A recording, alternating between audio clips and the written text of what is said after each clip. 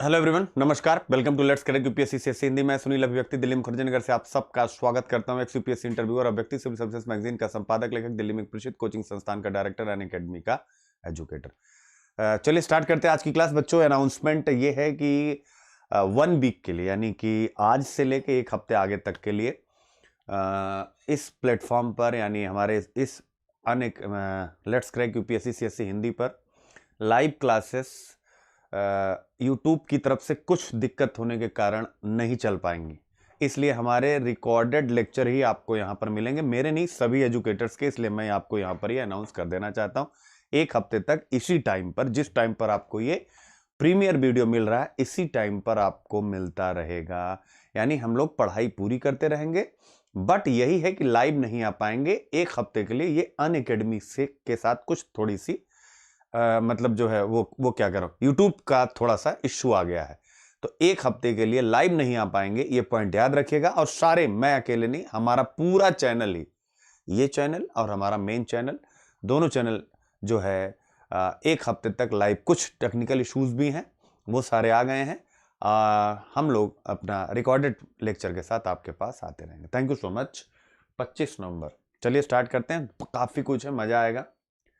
Innovation kingdom में आप सबका स्वागत है और यहां से हम लोग स्टार्ट करेंगे आज फिर से वैकल्पिक विषय के साथ बातचीत, जो रोज करते हैं। आज वैकल्पिक विषय जो आपके लिए है पॉलिटिकल साइंस है, ठीक है ना। पॉलिटी अनुच्छेद 32 पर हम लोग बहुत बढ़िया चर्चा करने वाले हैं। अनुच्छेद 32 एवं 226 पर जबरदस्त चर्चा मेरे प्यारे बच्चों, जबरदस्त। जो पॉलिटिकल साइंस ऑप्शनल इस बार भी पूछा जा सकता है PSIR 2020 में भी, और हमेशा वो इंपॉर्टेंट रहेगा, चाहे आपका 2021 हो 2022 हो। तो बहुत बढ़िया एडिटोरियल करने जा रहे हैं। लास्ट में ये इंडियन एक्सप्रेस का है, और उसके साथ साथ जो है आज इकोनॉमिक्स जिनका ऑप्शनल है, यानी जिनका इकोनॉमिक्स ऑप्शनल, उनके लिए बैंकिंग रिफॉर्म हम लोग पढ़ने जा रहे हैं। और ठीक है, तो 2 चीजें आपके साथ है। और तीसरा, जिनका सोशियोलॉजी रिफॉर्म है, मतलब सॉरी ऑप्शनल है, उनके लिए नीति आयोग की एक रिपोर्ट पढ़ने जा रहे हैं। नीति आयोग की, यानी नीति आयोग की स्टडी की गई है राष्ट्रीय पोषण मिशन पर। नीति आयोग की स्टडी है राष्ट्रीय पोषण मिशन पर। तो ये 3 ऑप्शनल आज सीधे सीधे कैरी हो रहे हैं। तो चलिए स्टार्ट करते हैं आज की क्लास। इंडियन एक्सप्रेस आपका टॉपिक आर्टिकल 32 मैंने बता ही दिया आपको, और उसके बाद द हिंदू के ये 7 एडिटोरियल, जिसमें से 7 हम पढ़ेंगे। और न्यूज है द हिंदू 3 आज, ठीक है। तो चलिए स्टार्ट करते हैं। और PIB है 2, चक्रवाती तूफान निवार, और ये सारी चीजें। अन अकेडमी सब्सक्रिप्शन प्लेटफॉर्म, जो भी बच्चे अब तैयारी के बारे में सोच रहे हैं, 1 दिसंबर से वो मेरे साथ कनेक्ट हो जाएं, ठीक है ना। 1 दिसंबर से हिंदी साहित्य, ठीक है, आंसर राइटिंग जबरदस्त रूप से स्टार्ट कर रहा हूं। तो आप मेरे साथ बिल्कुल एकदम नए बैच के रूप में यहां पर आकर के जुड़ सकते हैं। इसके साथ सारे कंटेंट अवेलेबल हैं, जबरदस्त नोट्स के साथ। और प्लस प्रीलिम्स पर जबरदस्त हम लोग तैयारी कर रहे हैं, आप आकर के जुड़ जाइए, जबरदस्त। और मुख्य परीक्षा मुझे आपको बताने की जरूरत नहीं है। मुख्य परीक्षा हमारा ऑप्शनल एथिक्स और एसे बेस पर चलता है। ऑप्शनल एथिक्स और एसे, यानी इन तीनों चीजों पर चलता है। तो चलिए स्टार्ट करते हैं। और आपके सामने सारा का सारा सिस्टम क्या है देख सकते हैं। एडमिशन लेने के लिए प्लस, यानी अगर आप GS में एडमिशन लेना चाहते हैं, GS कैटेगरी में, तो हमारे पास 2 ऑप्शन है, एक प्लस और एक आइकोनिक। इसमें GS प्लस ए से शामिल है, ठीक है, GS प्लस ए से शामिल है। तो प्लस में 24 मंथ की फी है 64,800, यानी 1 महीने का 32,000 पड़ता है।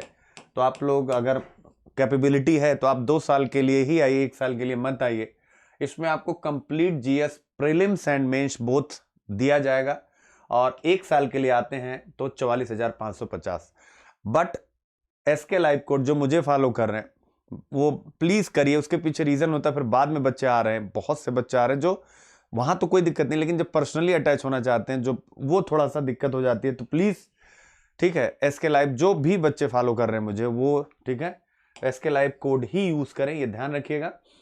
और ये हो गया नॉर्मल सब्सक्रिप्शन है। एक आइकॉनिक सब्सक्रिप्शन है जिसमें अन अकेडमी की तरफ से पर्सनल मेंटोरशिप मिलती है, जिसमें 24 महीने की फीस 89,100 है विद SK लाइव कोड, और 12 महीने की फीस 64,000 है 57,600 एसके लाइव कोड यूज करेंगे 10% आपको हर जगह डिस्काउंट मिलता है, आपको पता है, यानी कि किसी अनअकैडमी के किसी भी प्लेटफॉर्म पे। और ऑप्शनल, अब ये हमारा है ऑप्शनल के लिए, यानी ऑप्शनल के लिए अलग एडमिशन लेना है, जीएस के लिए अलग लेना है, ये चीज एकदम ध्यान रखिएगा।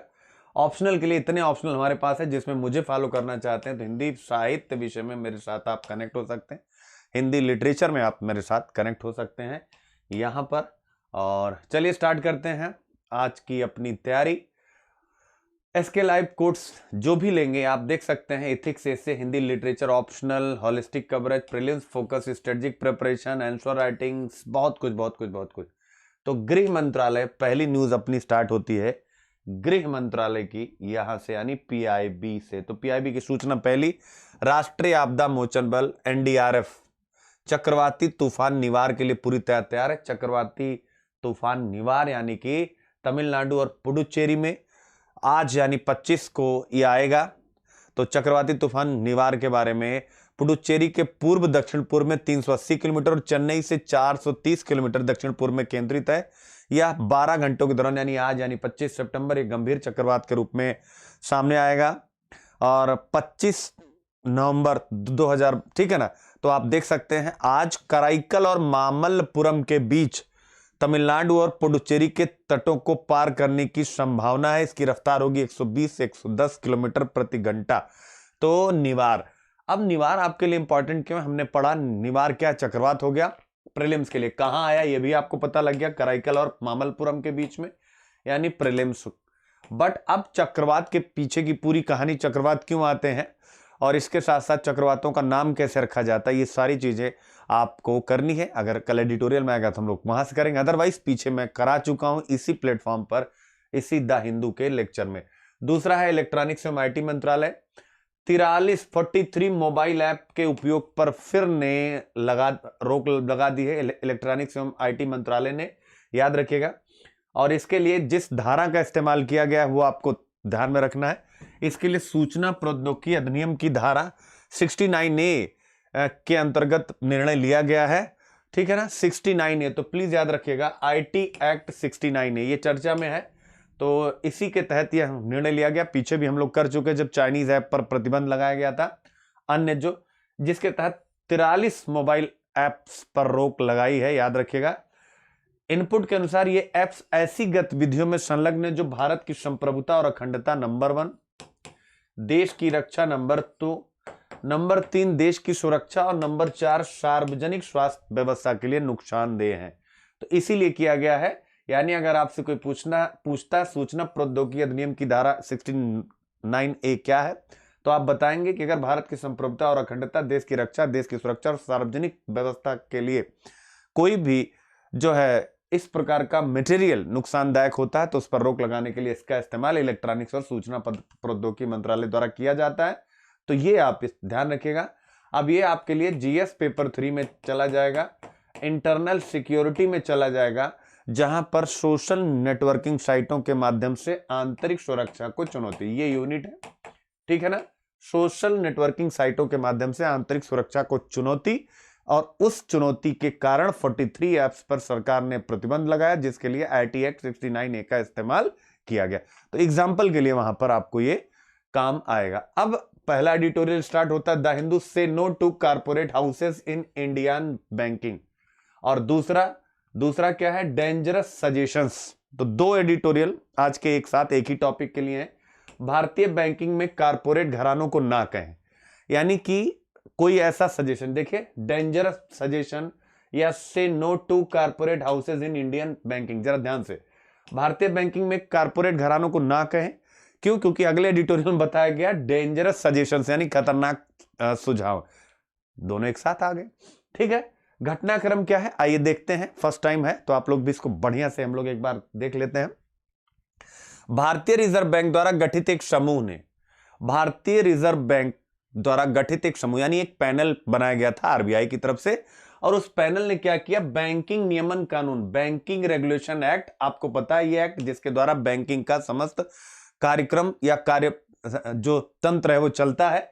बैंकिंग नियमन कानून में जरूरी संशोधन के बाद बड़ी कंपनियों को बैंकों का प्रमोटर या प्रवर्तक बनने की अनुमति देने का प्रस्ताव किया। यानी क्लियर है, एक समूह बनाया गया कि बैंकिंग क्षेत्र में कुछ रिफॉर्म किया जाए। तो कई रिफॉर्म उन्होंने सुझाए। उन कई सुझाव में से आज के एडिटोरियल में यह सुझाव पकड़ा गया कि कारपोरेट्स को हम बैंकिंग में लाने जा रहे हैं, यानी कि कारपोरेट्स को आरबीआई बैंकिंग क्षेत्र में आने की अनुमति दे रहा है। मान लीजिए किसको, रिलायंस वाले आ जाएंगे, ठीक है, ऐसे ही अडानी वाले आ जाएंगे, ये बैंक में आ जाएंगे, सीधा इनको बैंकों में अब भागीदारी मिलने वाली है, यानी ये उसके प्रमोटर्स हो जाएंगे। ठीक है, तो इनका मतलब है कि बड़ी कंपनियों को भारतीय बैंकिंग सेक्टर में प्रवेश, ये मुद्दा उठाया। ठीक है, तो कई रिफॉर्म थे, बट यहां पर जो उठाया गया यही सबसे महत्वपूर्ण और यही यूपीएससी में पूछा जाएगा। तो पहला तो ये हो गया। साथ ही निजी क्षेत्र के बैंकों में और भी दूसरा रिफॉर्म, प्रवर्तकों की हिस्सेदारी की सीमा बढ़ाकर 26% किए जाने की सिफारिश की। यानी कि जो प्रमोटर्स होते हैं, जैसे मतलब जो कारपोरेट्स वगैरह प्रमोटर्स, उनकी भी मतलब उनका अंश बढ़ा करके इतना कर दिया जाएगा। फिर इसके बाद समूह ने, यानी जो ये आरबीआई ने पैनल बनाया था, बड़ी गैर बैंकिंग वित्तीय कंपनी जो एनबीएफसीज है ना, NBFCs, banking and non banking, तो जो गैर बैंकिंग वित्तीय कंपनियां हैं इनको बैंकों में तब्दील करने का भी प्रस्ताव दिया। यानी कि जो बड़ी बड़ी एनबीएफसीज हैं, ठीक है, बड़ी बड़ी एनबीएफसीज, फॉर एग्जांपल आप देख सकते हैं जैसे बजाज फिनसर्व है, M&M फाइनेंस है, टाटा कैपिटल है, L&T फाइनेंशियल होल्डिंग्स है, आदित्य बिरला कैपिटल है, ये सब क्या है, एनबीएफसी क्या है, ये एनबीएफसीज हैं। तो इन एनबीएफसीज को भी बैंकों में तब्दील करने का प्रस्ताव, इन प्रस्तावों को पकड़ करके, तीनों प्रस्तावों पर हर जगह कारपोरेट को वरीयता दी गई है। और इसी एडिटोरियल मतलब इसी घटनाक्रम को पकड़ करके यह एडिटोरियल लिखा गया कि भारतीय बैंकिंग में कारपोरेट घरानों को ना कह दीजिए। क्लियर? आई होप आप पॉइंट को अच्छे से समझ गए, यानी घटनाक्रम अगर समझ गए तो मुद्दा समझना आसान हो जाएगा। अब देखिए सारांश क्या है, यानी एडिटोरियल राइटर क्या प्रूव करना चाहते हैं यहां पर, the banking sector needs reform, यानी कि बैंकिंग सेक्टर में सुधारों की आवश्यकता है, but the recommendation of corporate owned bank, परंतु कारपोरेट मालिक वाले जो बैंक हैं, कारपोरेट ओनरशिप वाले bank, is neither big bank nor risk free, ये कोई बहुत बड़ा सुधार भी नहीं और ये बहुत ज्यादा क्या है, सुरक्षित भी नहीं। बैंकिंग क्षेत्र में सुधार की जरूरत है, लेकिन कारपोरेट के स्वामित्व वाले बैंक, यानी यही कारपोरेट यानी के स्वामित्व वाले बैंकों की सिफारिश ना तो बहुत बड़ा धमाका है और ना ही जोखिम मुक्त है। यानी कि ये आपने बहुत बड़ा सुधार नहीं लाया, यानी कि बैंकिंग क्षेत्र में जो आप सुधार लाने जा रहे हैं, यहां पर हम लोग पढ़ने जा रहे हैं वो सुधार ये आप लाने वाले हैं जिससे आप बैंकों को बेहतर ढंग से आगे बढ़ा सकें। लेकिन विपक्ष आपका कहता है, यानी जो आपके अपोजिशन में है वो ये कहते हैं, आपके अपोजिशन का मतलब कोई राजनीतिक पार्टी नहीं, सभी लोग जो भी इस प्रस्ताव के विपक्ष में कहते हैं कि ये जोखिम युक्त है। क्या है? जोखिम युक्त। अब जोखिम युक्त है या नहीं है, यानी हम पढ़ने जा रहे हैं कि बैंकिंग सेक्टर में निजी क्षेत्र की भागीदारी, कारपोरेट की भागीदारी, और उसके द्वारा किस प्रकार से निजी क्षेत्र बैंकिंग सेक्टर को अपने हित के लिए इस्तेमाल करेगा, ऐसी आशंका विश्लेषकों ने हिंदुस्तान के उठाई है। हम यह मुद्दा पढ़ने जा रहे हैं। अब इंपॉर्टेंट है यूपीएससी मुद्दा, IQIP GS paper 3 economics, unit है भारतीय अर्थव्यवस्था तथा योजना संसाधनों को जुटाने, विकास, प्रगति, रोजगार। ये आपके सामने आ गए question, future question, model question, आप कुछ भी बना सकते हैं। भारतीय बैंकिंग क्षेत्र में क्या है, भारतीय बैंकिंग क्षेत्र में कारपोरेट घरानों के प्रवेश में आरबीआई की हालिया पहल के प्रमुख पहलुओं पर चर्चा कीजिए। यानी आरबीआई ने जो अभी पहले की हैं, ये वाली ये तीनों आपको बता देनी और फिर अब चर्चा करनी है, तो हम लोग चर्चा करने जा रहे हैं। आप लोग इसको आंसर लिखिएगा। फिर इसके बाद क्या है, ऑप्शनल इकोनॉमिक्स। क्या है? ऑप्शनल इकोनॉमिक्स 2019 का क्वेश्चन है, ये 2019 का। तो ये देखिए, मैं बस बताना चाह रहा हूं कि जो भी चीज चर्चा में होती, तो भारत में मौद्रिक संचारण किस प्रकार प्रभावी नहीं है, रिजर्व बैंक ऑफ इंडिया द्वारा हाल ही में की गई घोषणा के संदर्भ में बैंकिंग प्रणाली के माध्यम से मौद्रिक संचारण में सुधार के लिए बैंक ऋणों में आंतरिक निर्देश चिन्हों के साथ बाह्य निर्देश चिन्हों की प्रभावकारिता की तुलना कीजिए। अब ऑप्शनल का इतना डीप हमें जाने की आवश्यकता नहीं, लेकिन जिन लोगों का ऑप्शनल इकोनॉमिक्स, अब आप देखिए यानी क्या पूछा, रिजर्व बैंक ऑफ इंडिया द्वारा हाल ही में की गई घोषणा, यानी कि जो भी आरबीआई एक्ट करता है उस पर आपसे क्वेश्चन पूछता। तो आरबीआई ने हाल ही में क्या किया है, एक पैनल बनाया है जिसने भारतीय बैंकिंग में कारपोरेट घरानों के प्रवेश की अनुशंसा की है, और आरबीआई उसको मानता हुआ अभी तक दिख भी रहा है। यानी 2021 जनवरी तक इस पर प्रस्ताव, सबकी राय मांगी गई है, लेकिन सरकार का पूरा मन है। तो इसका मतलब आरबीआई की जो घोषणाएं होती हैं, आरबीआई जो पहल करता है, वो इकोनॉमिक्स में भी प्रश्न पूछा जाता है। तो इस घोषणा को इसी प्रश्न के साथ आप तैयार रहिएगा। यानी कौन से प्रश्न के साथ, इस प्रश्न के साथ जो यहां पर बनाया गया है। ठीक है, ये आप देख लीजिए। फिर बच्चों एक निबंध है, ऐसे आया था, क्या पूंजीवाद द्वारा समावेशित विकास हो पाना संभव, यानी क्या पूंजीवाद द्वारा समावेशित विकास हो पाना संभव। अब आप देखिए, पूंजीवाद और समावेशित विकास हो पाना संभव।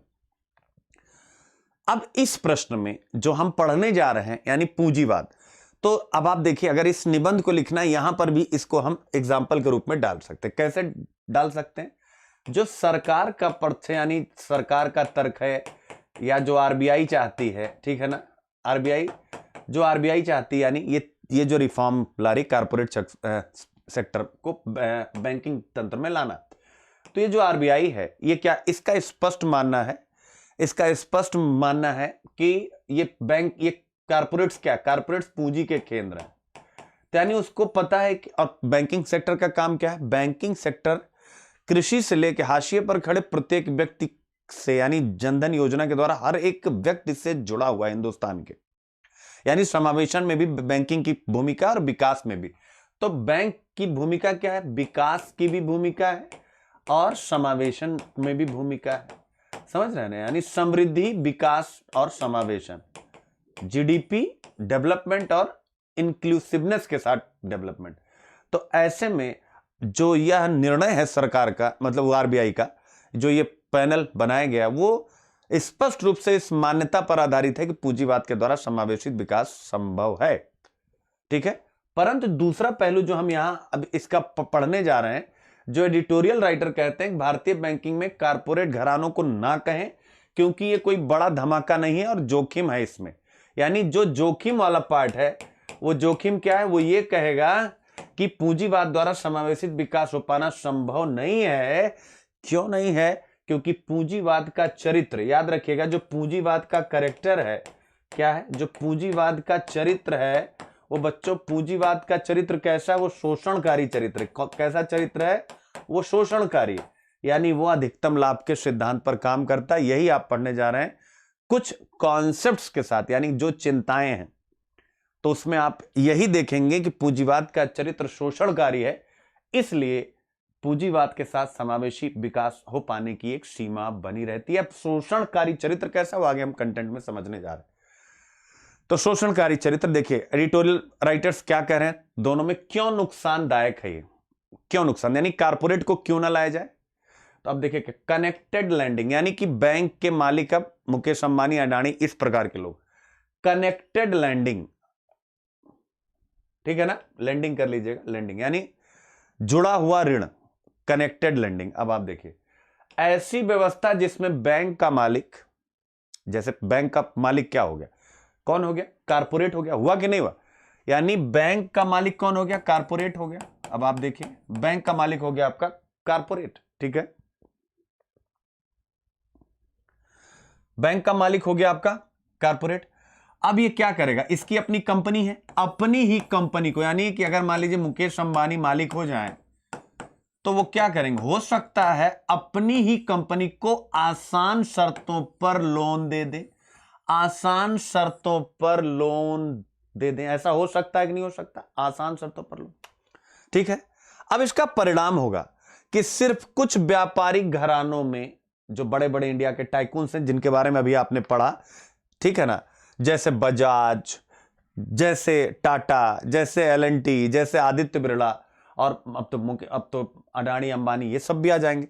तो सिर्फ कुछ व्यापारिक घरानों में आर्थिक और राजनीतिक सत्ता के केंद्रीकरण की समस्या और बढ़ जाएगी। यानी अब क्या हो जाएगा, कारपोरेट और राजनीतिक गठजोड़ बढ़ जाएगा कि नहीं बढ़ जाएगा, कारपोरेट और राजनेता मिल जाएंगे और फिर ये अपने ढंग से शासन करेंगे।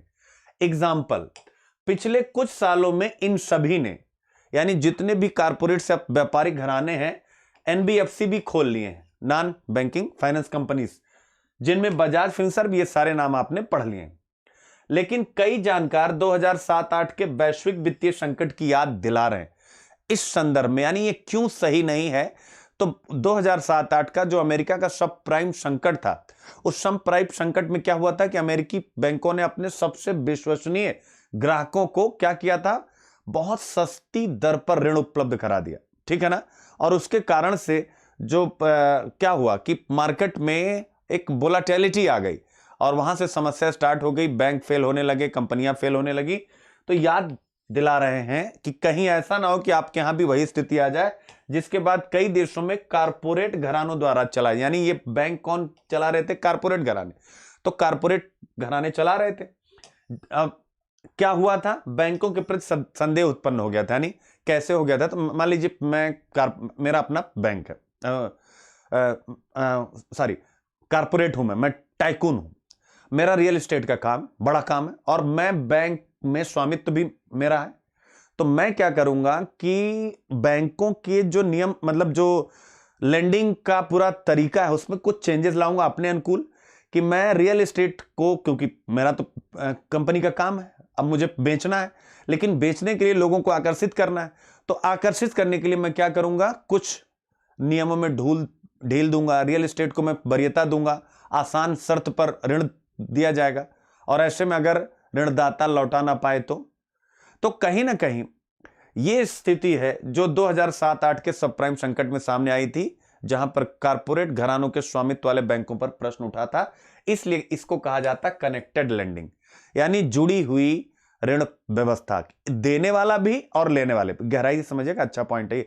देने वाला भी और लेने वाला भी, दोनों जब एक ही हो जाएगा, यानी मैं ही हूं देने वाला और मेरी कंपनी है लेने वाला, तो हेर फेर की गुंजाइश बनी रहेगी। नंबर 1 पॉइंट, आई होप आप 100% क्लियर समझ गए।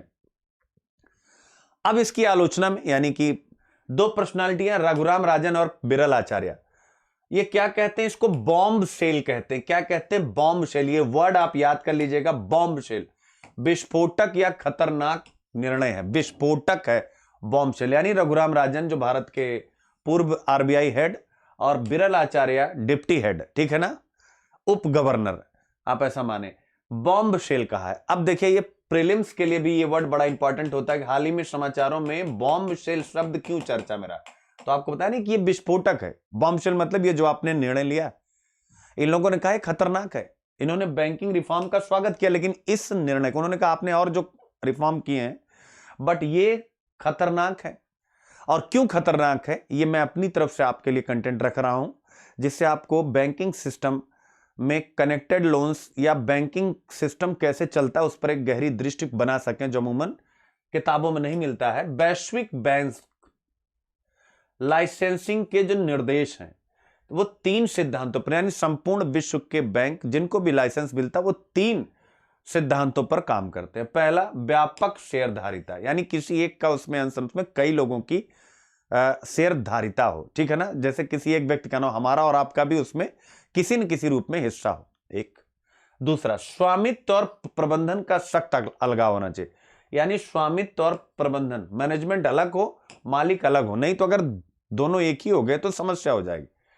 इसके अलावा ऋण देने वाला और उधार लेने वाला के बीच एक दीवार होना चाहिए, या जुड़ा हुआ ऋण देने का निषेध। कनेक्टेड लेंडिंग यही है, जुड़ा हुआ। यानी यहां पर एडिटोरियल में आज के यही मुद्दा उठाया गया, एडिटोरियल में यही मुद्दा उठाया गया। बट ये 2 पॉइंट भी महत्वपूर्ण, यानी ये 3 सिद्धांत हैं जिसके आधार पर पूरे विश्व में जो है बैंक लाइसेंसिंग की प्रक्रिया को चलाया जाता है, जिसमें पहली प्रक्रिया सीधी सीधी यहां खंडित होती हुई दिखाई दे रही।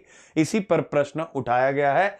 जो वर्तमान सरकार का निर्णय है, बॉम्ब शेल क्यों है, अकॉर्डिंग टू मी, चूंकि तीनों का उल्लंघन यहां पर दिखाई दे रहा है, ठीक है। कारपोरेट के आने से उसका हर जगह पर वर्चस्व हो जाएगा। एक मुद्दा, यानी पहला मुद्दा आप समझ गए, अब दूसरा मुद्दा पे आते हैं, ठीक है ना।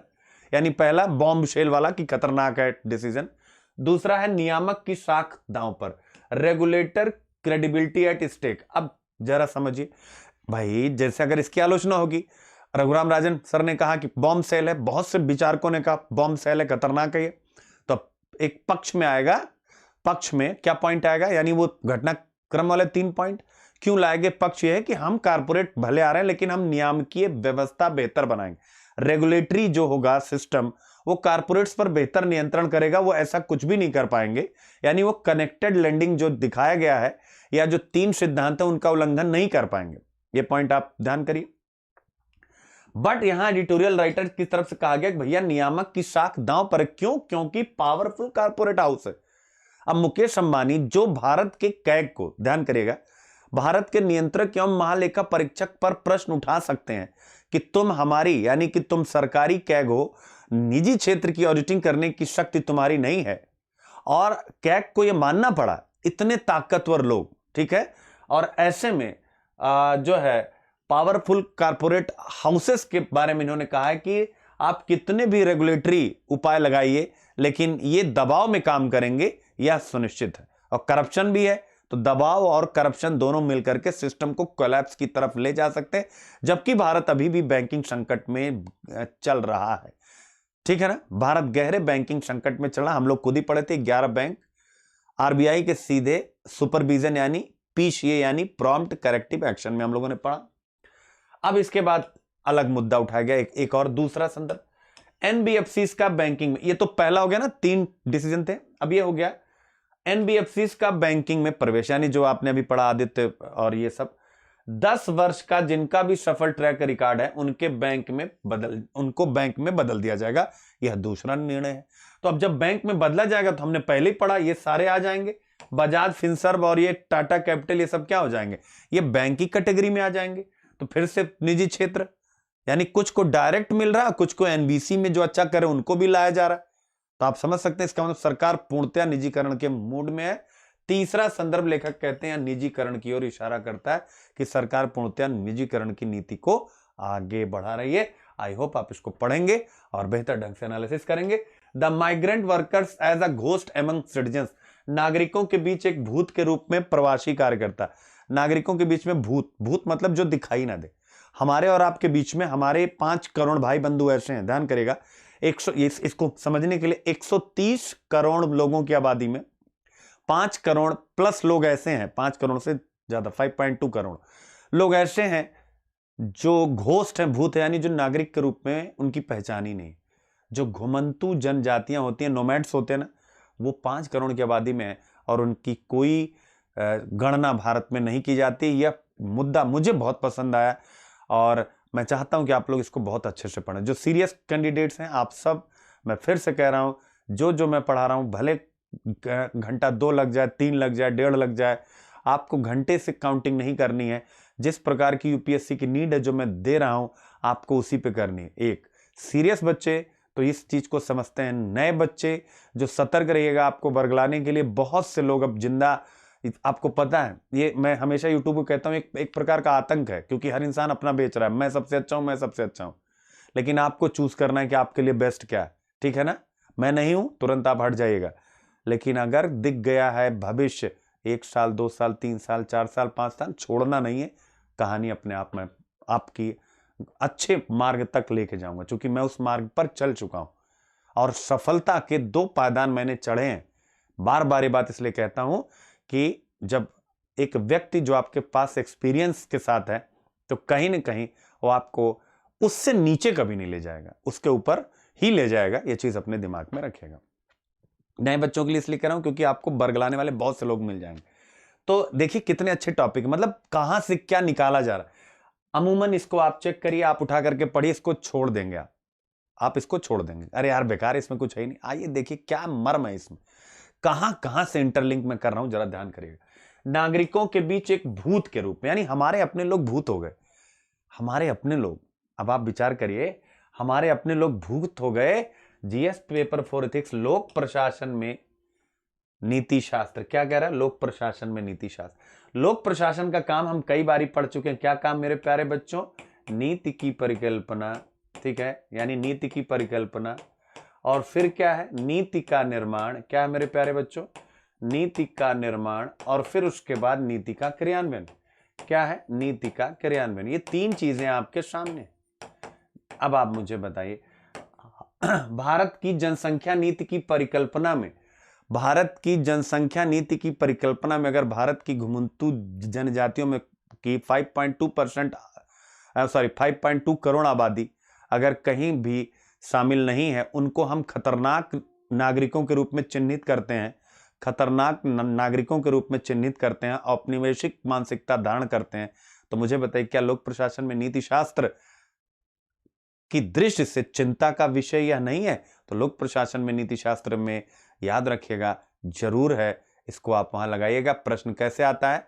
साझा यानी शेयर किए बिना ना तो लोकतंत्र अच्छा चल पाएगा, ना बाजार अच्छा चल पाएगा, ना अन्य व्यवस्था अच्छी चल पाएगी। यह प्रश्न आया है एक। दूसरा प्रश्न आया अच्छा कार्य करने में वह सब कुछ शामिल होता है, तो अच्छा कार्य करने में यह भी शामिल है, और लोकतंत्र बिना साझा किए चल नहीं पाएगा, यह प्रश्न आया था।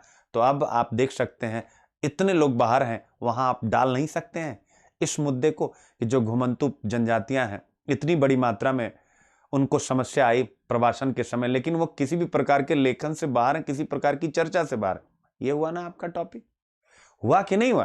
तो आपको चीजों को सजाना है। मेरी क्लास ये थोड़ा कि हम हिंदू पढ़ रहे हैं, ये बिल्कुल गलत अप्रोच। जिनको ये लगता है हिंदू पढ़ रहे हैं, इंडियन एक्सप्रेस पढ़ रहे हैं, आप एंजॉय करिए, बहुत सी आपके पास सुविधाएं हैं इस यहाँ पर इस यूट्यूब के संसार में। घटनाक्रम यानी आप देखिए लोक प्रशासन। अब देखिए आई एक चीज और, लॉकडाउन और खानाबदोश जनजातियां नोमैडिक ट्राइब्स की बातचीत हो रही है। खानाबदोश यानी जो एक स्थान से दूसरे स्थान, कोई अस्थायी आवास नहीं है। ये राजस्थान के, ये पूरी कहानी उन्होंने बताई कि राजस्थान के 2 लोगों का, फिर एक लोग का जिक्र किया कि जब वो लॉकडाउन से निकले उसमें से कुछ सांसी जनजाति से थे, कुछ बावरिया से थे। तो ये जब मुंबई से निकले और अपने राजस्थान में पहुंचे, ये राजस्थान बेस्ड जनजातियां, तो उनका कुछ वहां है ही नहीं, गणना में है ही नहीं वो। तो ये उठाया गया मुद्दा, याद रखिएगा। 2011 की जनगणना कहती है कि 5.6 में 5.2 कह रहा है तो उसको करेक्ट कर लीजिएगा, 5.6 करोड़ नोमैडिक ट्राइब्स हैं, घुमंतू जनजातियां। इनके लिए जो भारतीय राज्य का शासन का ढांचा है वो क्या करता है, किस एक्ट के द्वारा चलता है? क्या है? हैबिचुअल अफेंडर्स एक्ट 1952 द्वारा। इसको याद रखिएगा, हैबिचुअल अफेंडर्स एक्ट 1952। यानी कि इतनी बड़ी आबादी के लिए हमारे पास यह कानून है, याद रखिएगा क्या है। और इनको इस कानून के द्वारा नागरिक रूप में इनके अधिकारों की मान्यता नहीं है, खतरे या उपद्रवीय के रूप में इनकी मान्यता, यानी इनको उपद्रवीय के रूप में माना जाता है। इतनी बड़ी आबादी को, यह पॉइंट याद रखिएगा। यह लेखक ने कहा औपनिवेशिक विरासत है, ये जो कानून है यह औपनिवेशिक विरासत है, जिसमें हम अपनी इतनी बड़ी आबादी को कहीं ना कहीं ध्यान में रख ही नहीं रहे। आप सोचिए राष्ट्र के सामने कितने बड़े बड़े मुद्दे हैं, राष्ट्र के सामने कितने बड़े बड़े मुद्दे, हम किन मुद्दों तक पहुंच पाते हैं? आप लिखिए तो कॉपी ना पहली रैंक लगे तो आप कहिएगा। जब आप रिच लिखते हैं, उसका रिच के लिए आपको रिच तैयार होना पड़ता। ठीक है, ये हो गया। तो आई होप ये सारा पॉइंट औपनिवेशिक विरासत है, लेखक ने स्पष्ट कहा इस प्रकार के कानून औपनिवेशिक विरासत है जिसमें अपने नागरिक की भूत हो जाए, घोस्ट हो जाए। भूत का मतलब दिखाई ना दे रहा है, दिखाई नहीं दे रहा। दिखाई क्यों नहीं दे रहा? क्योंकि उसको हमने जो अधिकार उसको मिलने चाहिए थे वो अधिकार हमने नहीं दिए। सारांश है उनका लॉकडाउन दुख कोई विसंगति नहीं थी, बल्कि पूर्ण नागरिकता से बहिष्कार का प्रभाव था। यानी कि लॉकडाउन में इनको भी प्रवासन की समस्या का सामना करना पड़ा। हजारों किलोमीटर की यात्रा करके ये पैदल अपने अपने घरों को पहुंचे, लेकिन क्योंकि हमने उनको पूर्ण नागरिकता से बाहर कर दिया था, इसलिए उनको अनेकों प्रकार की समस्याओं का सामना करना पड़ा। भूत है वो, ये पॉइंट याद रखिएगा। अब देखिए भूत, वे सपने जो भारत को सोने ना दे। यानी अगर हमारी एक बहुत बड़ी आबादी भूत की तरह, घोस्ट की तरह, जिन्हें हम सिटीजन के रूप में मान्यता नहीं दे रहे हैं, तो ये वही स्वप्न है जो भारत को सोने नहीं दे रहा। यानी ये दुस्वप्न है, चिंताजनक है, इतनी बड़ी आबादी। ठीक है, फिर इसके बाद क्या है, क्या औपनिवेशिक मानसिकता भारत की सफलता में बाधक हो रही? तो आप देख सकते हैं भारत की सफलता शब्द को पकड़िएगा। सफलता का मतलब क्या? सफलता का विकास होता है, सफलता का मतलब होता है कि प्रत्येक, यानी व्यक्ति से लेकर व्यवस्था के प्रत्येक पहलू पर, सामाजिक, आर्थिक, राजनीतिक सभी जगह पर हम क्या करें, विकास के प्रतिमानों को प्राप्त करें। लेकिन क्या कह रहा है, औपनिवेशिक मानसिकता। तो ऑब्वियस है एक पॉइंट यहां पर आएगा कि यस, अगर हमारे पास 5.6 करोड़ आबादी ऐसी है जो आज भी नागरिक अधिकारों से पूर्ण रूप से, यानी जो कंप्लीट आपके और हमारे अधिकार हैं, उस प्रकार के अधिकारों से अगर वो वंचित हैं, घुमंतु जनजातियां हैं, तो कहीं ना कहीं ये हमारे लिए सोचने का एक विषय है कि हम भी अंग्रेजों की तरह औपनिवेशिक मानसिकता के कानून से ही संचालित हो रहे हैं। तो ये आप कर सकते हैं। अगला, स्वीकारोक्ति का साहस, करेज टू एक्सेप्ट एवं सुधार करने की निष्ठा सफलता के दो मंत्र हैं, courage to accept and dedication to improve are two keys to success. तो स्वीकारोक्ति का साहस यानी सरकार को, अब इस निबंध को आप लिख रहे हैं तो यहां पर भी लगा सकते हैं कि ये घटना बताइए, घटना बताइए कि अगर इस घटना को स्वीकारोक्ति का साहस शासन में है तो फिर उसके बाद और सुधार करने की निष्ठा है तो सफलता मिल जाएगी। किसको? इनको भी हम नागरिक के रूप में पूर्ण नागरिक का दर्जा दे पाएंगे। That's it. तो आप यहां पर भी डाल सकते हैं। 2019 का निबंध है ये, 2019 का। आइए आगे चलते हैं। With land rights but no land, भूमि अधिकार के साथ लेकिन कोई जमीन नहीं है, यानी भूमि अधिकार है बट कोई जमीन उनके पास नहीं, यानी जम्मू कश्मीर के जनजातियों पर बातचीत हो रही। देखिए आज फिर, तो प्लीज इसको याद रखिएगा, इसको यह भी याद रखिएगा, जीएस पेपर 2 में, सामाजिक न्याय में, सोशल जस्टिस में भी याद रखिएगा, आईक्यूआईपी में, ठीक है ना, सोशल जस्टिस में, जीएस 2 में भी। कहां पर यूनिट है आपकी? केंद्र एवं राज्य द्वारा जनसंख्या के अति संवेदनशील वर्गों के लिए गठित विधि तंत्र संस्थान। तो आप देख सकते हैं जो भी गठित विधि तंत्र संस्थान, उसमें नोमैडिक जो ट्राइब्स हैं उनके लिए स्पेस ही नहीं है। यह एक सोचने वाली बात है। फिर देखिए, फिर से आ गया वही, with land rights but not, Jammu Kashmir की जो आदिवासी जातियां हैं उनके बारे में आ गया आप कि 370 जब तक था तब तक कहीं ना कहीं जो वहां पर भूमि संबंधी अधिकार वगैरह का मुद्दा था, भूमि संबंधी अधिकार का मुद्दा था, वो आदिवासियों के साथ बिल्कुल नहीं था। लेकिन 370 हटने के बाद ये इश्यूज हो रहे हैं, मतलब भूमि अधिकार उनको दिए जा रहे हैं, भूमि अधिकार के साथ लेकिन कोई जमीन नहीं। क्या कहा जा रहा है? With land rights but no land. घटनाक्रम, जम्मू कश्मीर सरकार द्वारा 2006 में जो वन आरक्षण अधिनियम FRA, ठीक है ना, आया था, उसको लागू करने का निर्णय लिया गया है जम्मू कश्मीर में अभी, ठीक है ना। अब आप देख सकते हैं ये निर्णय लिया गया है, ठीक है, निर्णय लिया गया है, और जिसमें इन जनजातियों को अब भूमि अधिकार प्रदान किया जाएगा। वन अधिनियम आप 2005 एक बार अपनी तरफ से भी देख सकते हैं। आदिवासियों को भूस्वामित्व तो उसी के तहत दिया जा रहा है, इतना पॉइंट इंपॉर्टेंट है बस, ठीक है ना। अब देखिए लेखक ने क्या कहा, FRA को लागू करना स्वागत योग्य है, लेकिन जमीन, उन्होंने आलोचना की थी ना, कोई जमीन नहीं, यानी एक ऐसा पॉइंट है जहां पर कुछ होता हुआ दिखाई नहीं दे रहा, यानी अधिकार तो आपने दिया लेकिन उनके पास भूमि का जो वास्तविक अधिकार है वह आने में बाधा रहेगी। कैसे रहेगी? शेष भारत में जो ये वन अधिकार अधिनियम है ने 13 दिसंबर 2005, यानी एक डेडलाइन, एक डेट निर्धारित करी, जैसे आधार वर्ष होता है ना, तो ऐसे समझिए आधार वर्ष है 13 दिसंबर, जीडीपी के लिए आधार वर्ष निकालते हैं ना, वैसे 13 दिसंबर 2005 से पहले, 5 से पहले वन भूमि पर जिन्होंने भी कब्जा कर लिया था उन वनवासियों के वन अधिकारों को प्रदान किया और मान्यता दी, यानी कि जिन्होंने इस डेट के पहले वन भूमियों पर अपना कब्जा किया था, वहां रह रहे थे, सबको उस भूमि का स्वामी मान लिया गया। तो यह प्रावधान बहुत अच्छा था। बट जम्मू कश्मीर में इस तरह की कट ऑफ तारीख, इसको क्या बोलते हैं? कट ऑफ तारीख, कट ऑफ तारीख, ठीक है ना, इस तरह की कट ऑफ तारीख का उल्लेख नहीं है, इसलिए कहा गया कि भूमि अधिकार आप दे रहे हैं बट कोई जमीन नहीं, यानी कि आप किस आधार पर देंगे, कैसे देंगे, वो एक बहुत बड़ा इश्यू यहां पर बना हुआ है। सारांश, कई परिवारों को लाभ होने की संभावना नहीं है। तो जब भी आप आदिवासी विषयों पर लिखें, यूपीएससी लगातार पूछता है आदिवासी विषयों पर, यानी कि सोशल जस्टिस, जीएस पेपर 2 में, तो आप वहां पर इसको जरूर लेकर के जाएंगे। जम्मू कश्मीर में FRA एक्ट को लगाना और कट ऑफ अन्य जगहों पर होना, बट यहां कट ऑफ का ना होना एक बहुत बड़ा मुद्दा है, ठीक है। आइए देखें IQIP जीएस पेपर 2 पॉलिटी, संघ एवं राज्यों के कार्य तथा उत्तरदायित्व। तो संघ एवं राज्यों के कार्य और उत्तरदायित्व, तो जम्मू कश्मीर की वर्तमान यूटी सरकार ने यह निर्णय लिया है कि FRA को लागू किया जाए, तो इस यहां से रिलेट हो गया। मॉडल क्वेश्चन मैंने बना दिया है, जम्मू कश्मीर में वन आरक्षण अधिनियम किस प्रकार वनवासियों को सशक्त बनाएगा। तो अब ये सब भूमि पर उनके अधिकारों को सुनिश्चित करके सशक्त बनाएगा वहां पर। बट कुछ प्रश्न भी हैं, जो प्रश्न आपने उठाया वो प्रश्न लिख दीजिएगा। कौन सा प्रश्न? वही कि मतलब वास्तविक रूप से कट ऑफ ना होने के कारण दिक्कत है। उनके सशक्तिकरण में राजनीतिक आरक्षण किस प्रकार महत्वपूर्ण, यानी लेखक ने आगे की राह में बताया है कि भाई इसी से काम नहीं चलेगा, राजनीतिक आरक्षण दो। क्या दो? राजनीतिक आरक्षण दो, जिससे अपने मुद्दों और मांगों का प्रतिनिधित्व कर सकें अभी तक, यानी अगर कट ऑफ नहीं है तो अपने, अगर इनके ये राजनीति में महत्वपूर्ण भूमिका में होते तो अपनी बात रख पाते, लेकिन इनकी कोई राजनीति में भूमिका नहीं। तो आदिवासियों का वोट शेयर लगभग 21 विधानसभा क्षेत्रों में निर्णायक है।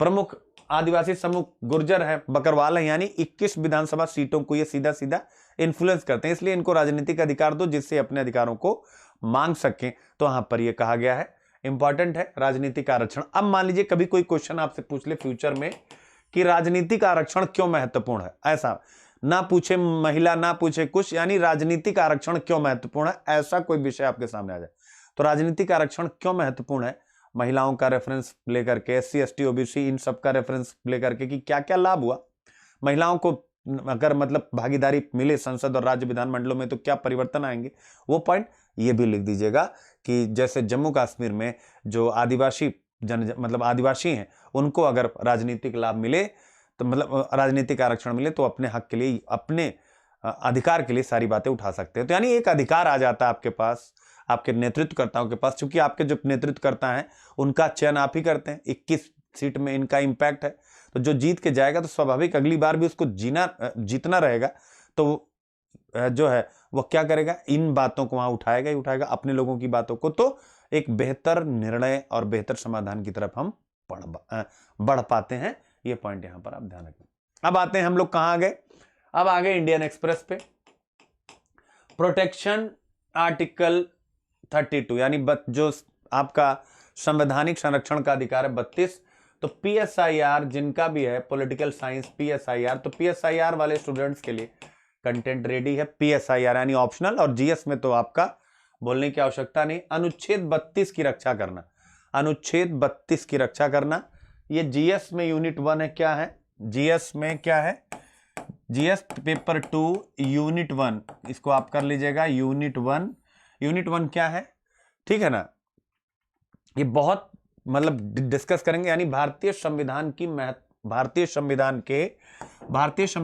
महत्वपूर्ण प्रावधान और उसके साथ साथ विशेषताएं। क्या है, महत्वपूर्ण प्रावधान और विशेषताएं, ये हो गए भारतीय संविधान के महत्वपूर्ण प्रावधान और विशेषताएं। तो आप देख सकते हैं यहां से सीधे सीधे तो महत्वपूर्ण प्रावधान अनुच्छेद 32 और अब विशेषताएं हम लोग कनेक्ट करते हुए चल रहे हैं। अनुच्छेद 32 की रक्षा करना, ठीक है ना, प्रोटेक्शन आर्टिकल 32। घटनाक्रम क्या है जिसमें यह एडिटोरियल लिखा गया, हाल ही में भारत के मुख्य न्यायाधीश जस्टिस S.A.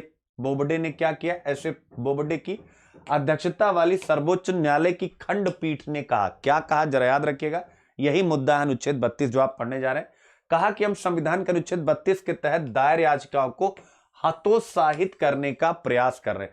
यानी उन्होंने साफ कहा कि अनुच्छेद 32 के तहत आपको पता है संवैधानिक उपचारों का अधिकार, यानी अगर आपके मूल अधिकारों का हनन होता है, आपके मूल अधिकारों का क्षरण होता है, या उसका किसी भी प्रकार से मूल अधिकारों पर कोई अंकुश लगता है, तो वो किसी सरकार के द्वारा, तो वैसे में यानी कि राज्य के विरुद्ध नागरिकों को अधिकार प्राप्त है कि वो अनुच्छेद 32 के तहत सुप्रीम कोर्ट में सीधे याचिका दायर कर सकते हैं।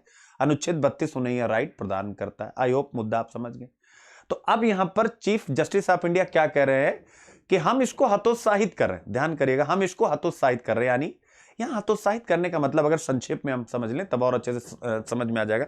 हतोत्साहित करने का मतलब यह है कि एक प्रोसेस होती है, इनके कहने का आधार है कि एक प्रोसेस होती है जो अनुच्छेद 226 के तहत उच्च न्यायालय को भी प्राप्त है। यानी संवैधानिक उपचारों का अधिकार अनुच्छेद 32 वो ना केवल इनको प्राप्त है, इसके साथ साथ अनुच्छेद 226 के तहत उच्च न्यायालयों को प्राप्त है। तो इन्होंने कहा हतोत्साहित इसलिए कर रहे हैं, एक प्रक्रिया, उस प्रक्रिया के तहत पहले वहां आए और उसके बाद यहां आए। अदरवाइज अभी क्या हो गया कि लोग सीधा सुप्रीम कोर्ट में आ रहे, जिससे सुप्रीम कोर्ट में मामलों की संख्या बहुत ज्यादा होगी। आई होप मुद्दा आपको क्लियर हो चुका, ठीक है। और सुप्रीम कोर्ट ने यह बात किस केस में कही, ये बहुत मैटर कर रहा है, ये बहुत मैटर कर रहा है। एक क्वेश्चन बना देता हूं तब मजा आएगा, ठीक है ना, क्वेश्चन तभी मजा आएगा, नहीं तो ये क्योंकि अनुच्छेद 32 एवं अनुच्छेद 26 ट्रेडिशनल पहला बना रहा हूं, 226 की तुलना कीजिए, ठीक है ना, की तुलना कीजिए। ये ट्रेडिशनल क्वेश्चन बना दिया, की तुलना कीजिए। इतना बढ़िया कंटेंट होगा और आप लोग बताइएगा मुझे इतना बारीक बारीक बातें रखा हूं, ट्रस्ट करिए, जो एम लक्ष्मीकांत में आप सर्च करेंगे आपको नहीं मिलेंगे, ये मेरी गारंटी है। मैं ऐसे मतलब पब्लिक प्लेस पे बात कर रहा हूं, जो कुछ पॉइंट अभी आएंगे आप देखिएगा, और एकदम रेलिवेंसी के साथ मैंने उसको। तो ये हो गया आपका, हम संविधान के अनुच्छेद 32 के तहत ये हो गया। तो यानी अनुच्छेद 32 से हम 226 की जबरदस्त तुलना आप पढ़ने जा रहे हैं, एक चीज। दूसरा क्वेश्चन जो आप या टॉपिक आप कुछ भी मान लीजिए, आप क्या पढ़ रहे हैं, यानी आप क्या पढ़ने जा रहे हैं कि सुप्रीम कोर्ट जो निर्णय ले रहा है, यानी आप यहां पढ़ने जा रहे हैं सुप्रीम कोर्ट के दो, एक सीजेआई का अभी का वक्तव्य, chief justice of India एस.ए. Bobde ने जो कहा है, यानी हतोत्साहित, बोबडे क्या करें प्लीज इसको हतोत्साहित करेंगे। और इसके बाद अभी अर्णव गोस्वामी मामले में आपके मुख्य आपके जो है वरिष्ठ न्यायाधीश चंद्रचूड़, मिस्टर चंद्रचूड़ ने क्या कहा, ठीक है ना, कि हम व्यक्तिगत स्वतंत्रता के अधिकारों की गारंटी अगर सुप्रीम कोर्ट नहीं करेगा तो कौन करेगा। तो हम इन पहले ये समझेंगे, फिर जो अभी जस्टिस एस.ए. बोबडे ने कहा है, ठीक है ना, पहले ये समझेंगे, उसके बाद इन दोनों के स्टेटमेंट की कंपेयर करके और फिर देखेंगे कई और डिसीजन है और उनको मिला करके पढ़ेंगे कि सुप्रीम कोर्ट का व्यक्तिगत स्वतंत्रता पर या नजरबंदी पर, इन सब पर किस प्रकार का वर्तमान में दृष्टिकोण चल रहा है, क्या है मिसमराइज मतलब मिक्सिंग टाइप का चल रहा है या क्लियर है। तो ये चीज आपको अभी पढ़ना है हम अंत में। अब देखिए सुप्रीम कोर्ट ने ये बात किस केस में कही, तो आपको पता होगा उत्तर प्रदेश में जब हाथरस गैंगरेप केस था, तो उसी के संदर्भ में केरल के पत्रकार हैं, Kerala union of working Kerala के पत्रकार हैं सिद्दीकी कप्पन। तो इनके लिए Kerala union of working journalist जो है, जो संस्था है केरल की यूनियन ऑफ वर्किंग जर्नलिस्ट, इन्होंने इनकी रिहाई के लिए अनुच्छेद 32 के तहत बंदी प्रत्यक्षीकरण हैबियस कॉर्पस याचिका पर सुनवाई करते हुए कहा, ठीक है ना, यानी हैबियस कॉर्पस बंदी प्रत्यक्षीकरण की याचिका पर सुनवाई हो रही थी और उस पर कहा, और यह मामला कौन लेके गया था, ये कौन थे, ये वही थे 5 अक्टूबर को इनको गिरफ्तार किया गया था जब वो 20 वर्षीय दलित महिला से कथित सामूहिक बलात्कार और हत्या की रिपोर्ट करने के लिए हाथरस जा रहा था। तो ये पॉइंट आप यहां से ध्यान रखिए, इस केस पर ये डिसीजन आया। तो यहां पर जो मुद्दा हमें समझना है कि हम 32 समझेंगे, 226 समझेंगे, बट इसके साथ साथ हमें चूंकि तार्किक विश्लेषण करना है, हमें किसी का पक्ष पोषण नहीं करना। हम अभी यूपीएससी की तैयारी कर रहे हैं, पहले अपना रिजल्ट हम प्राप्त कर लेंगे, उसके बाद फिर हमारे विचारों का परीक्षण किया जाएगा। बहुत बच्चे मुझसे कहते हैं कि किसी विषय पर अपने ये विचार वो विचार, अभी मैं देखिए उस कंडीशन में हूं नहीं।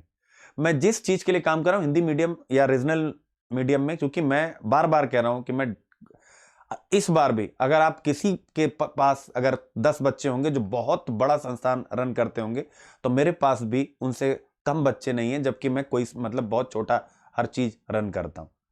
तो मेरा ये कहने का मतलब बच्चे हैं नहीं, फिर भी मेरे पास हर वर्ष मुख्य परीक्षा के बच्चे रहते हैं और हिंदी मीडियम में सेलेक्ट होते हैं। ये भी मेरा लगातार एक सफलता का ट्रैक रिकॉर्ड रहा है।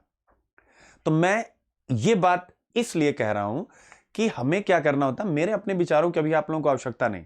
अभी हम केवल मेरा जो दायित्व हो एक ही है, ठीक है, उसे आप पसंद करें नापसंद कर दें ठुकरा दें वो अलग बात है, लेकिन मेरा दायित्व अभी मुझे एक ही दिखता है, और वो दिखता है कि कैसे नए नए विचार आपके दिमाग में डाल सकूं, जिससे आप स्वयं भी मेहनत करके, यानी कि हमारी मेहनत 50% 50 आपकी, दोनों मिल करके और सफलता की नई इबारत को लिख सके। ठीक है, तो अब आप यहां पर ध्यान कर सकते हैं क्या कह रहा, ये हो गया केस। तो हम एक एक बारीकी, यानी सुप्रीम कोर्ट जो ये बातें कह रहा है क्या कहीं मिक्सिंग है, ये भी हम देखेंगे। सुप्रीम कोर्ट की अप्रोच कि केस दर केस कैसे सुप्रीम कोर्ट की अप्रोच चेंज होती है और कैसे नहीं होती है, ये सारी चीजें आप पढ़ने हैं। सारांश क्या है, संवैधानिक उपचारों का अधिकार संविधान की आत्मा है। Right to constitutional remedies is the constitutional soul, Baba Saheb Ambedkar.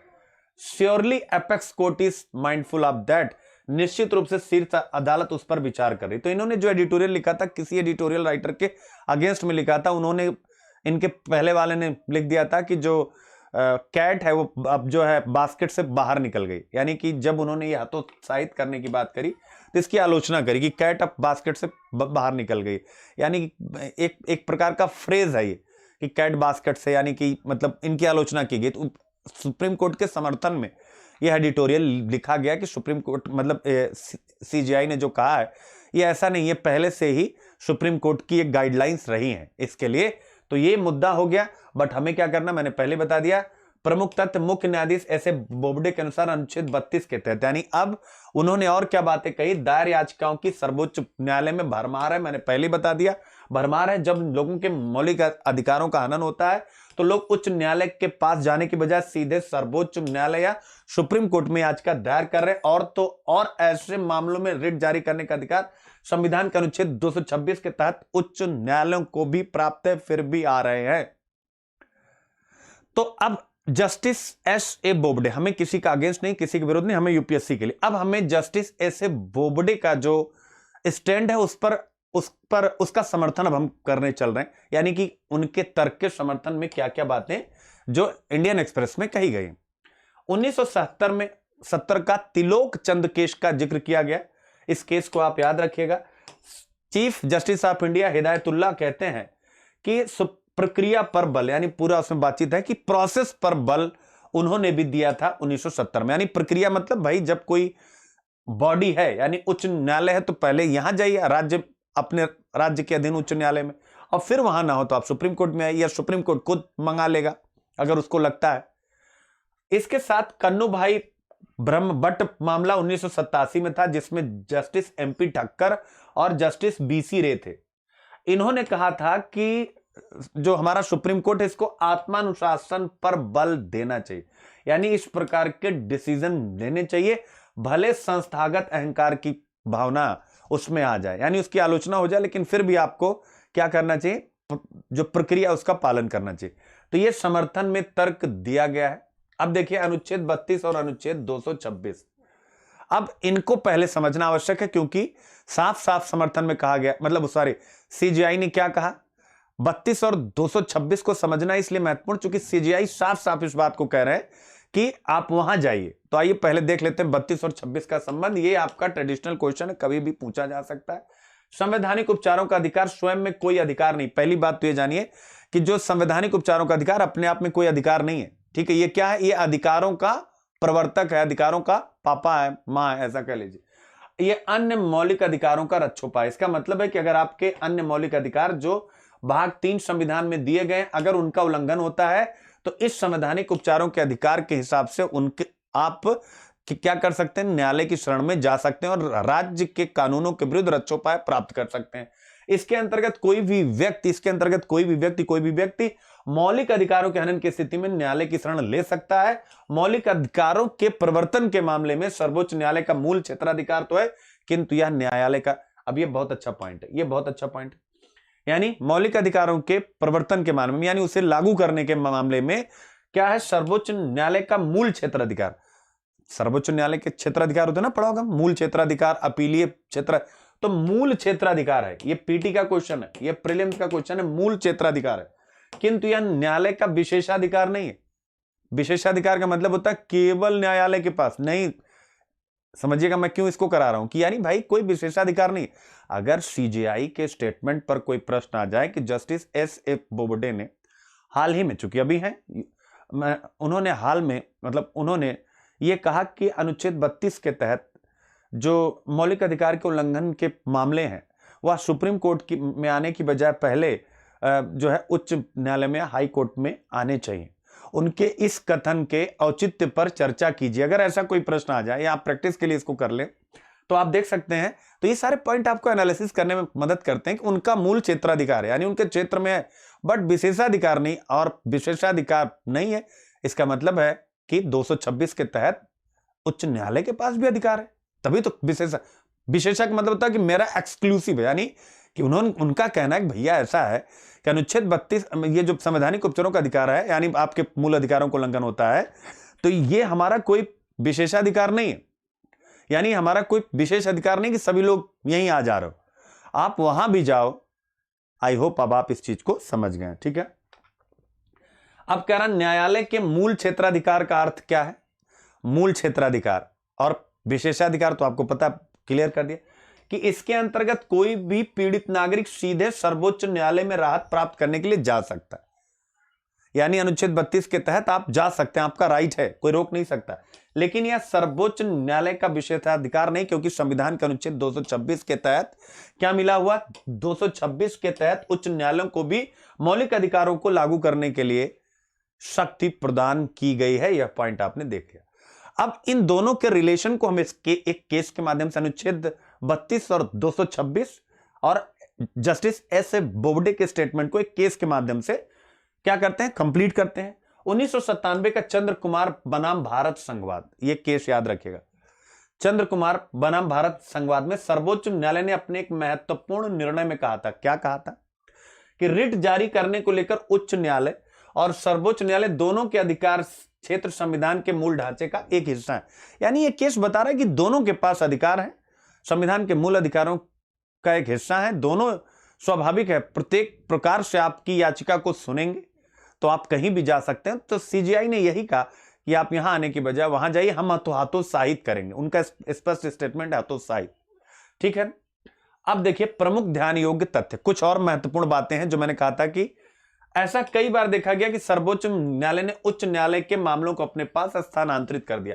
बड़ा अच्छा इंपॉर्टेंट है। अब ये हम क्या बताने जा रहे हैं, जस्टिस एस ए बोबडे को हम घेरने जा रहे हैं। क्या करने जा रहे हैं, घेरने जा रहे हैं, उनकी आलोचना करने जा रहे हैं कि ऐसा नहीं है कि अगर ये केस आया था आपके पास, आपने नकार दिया, लेकिन पहले आपने याचिकाकर्ताओं ने नहीं कहा। यहां तो याचिकाकर्ता आपके पास आए थे, तब आपने कहा हम हतोत्साहित करेंगे।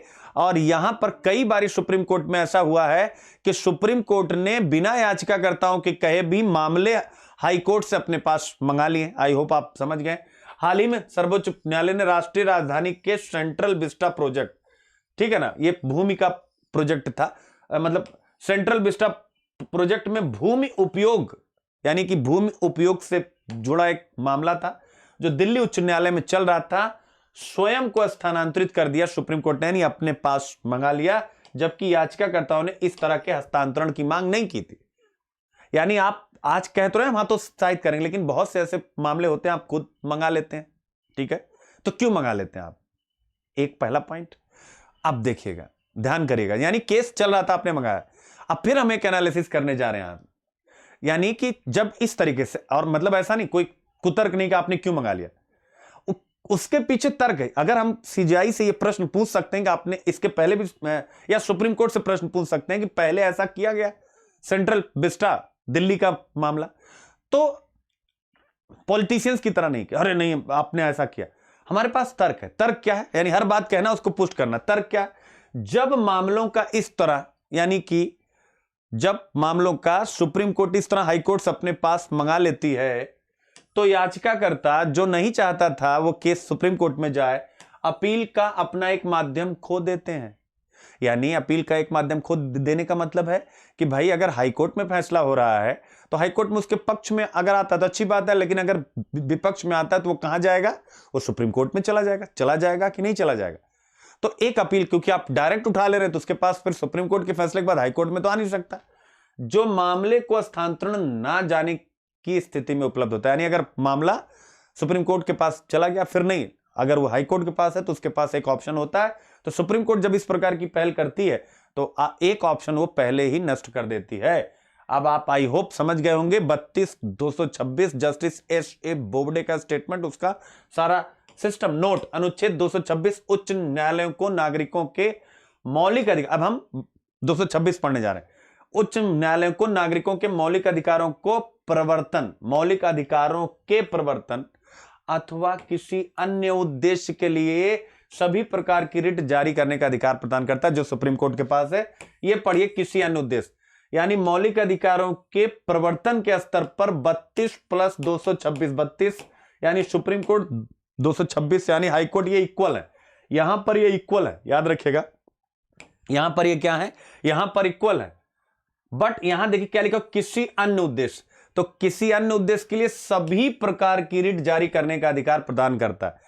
यहां क्या कह रहा, किसी अन्य उद्देश्य, क्या कह रहा, किसी अन्य उद्देश्य का अर्थ क्या है, किसी अन्य उद्देश्य का अर्थ है किसी सामान्य कानूनी अधिकार, यानी कोई मौलिक अधिकार ना, कोई कानून का विषय हो, उसमें भी अनुच्छेद 226 के तहत मौलिक अधिकारों के रूप में वो मतलब सुनवाई कर सकता है। यानी कानूनी अधिकार का मामला है तो भी 226 में जहां मूल अधिकारों के मामले देखे जा रहे हैं वहां भी इसे वो देख सकता है।